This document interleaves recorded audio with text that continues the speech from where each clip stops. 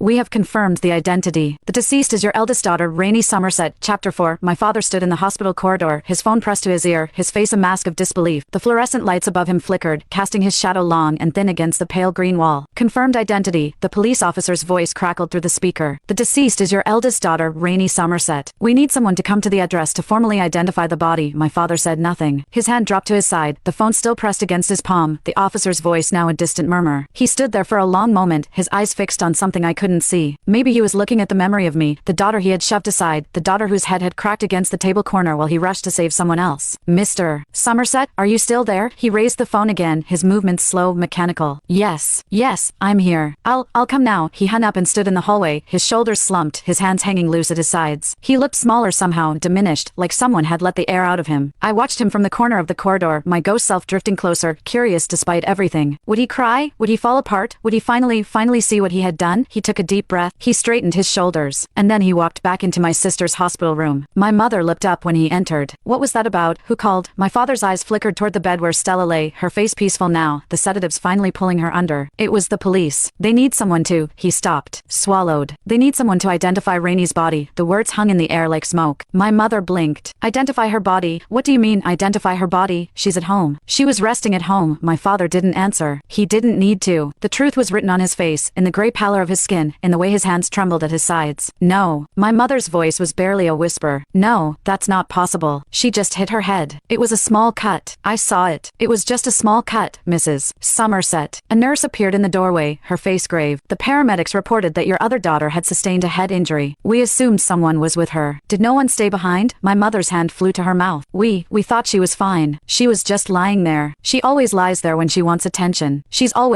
stopped. Her eyes went wide, and for the first time I saw something that looked like fear in them. Not fear for Stella. Fear of what she had done. We need to go, my father said. His voice was flat, empty. We need to go to the apartment. The police are waiting, but Stella, my mother started. Stella is sedated. She'll be fine. He turned to the nurse. Can someone stay with her? We need to. There's been a mistake. There has to be a mistake. The nurse nodded slowly, her eyes moving between my parents with something that might have been judgment or might have been pity. Of course. Take as much time as you need. My parents left the room together, walking side by side, but not touching, not speaking. They moved like strangers who happened to be going in the same direction. I followed them, drifting through the hospital corridors, past the nurse's station, out through the emergency room doors into the cold morning air. Their car was parked at the curb, and they got in without a word. My father's hands were steady on the steering wheel, but his knuckles were white. My mother stared out the window, her reflection pale and hollow in the glass. The drive to our apartment was short. 7 minutes, usually. Today it felt like hours. No one spoke.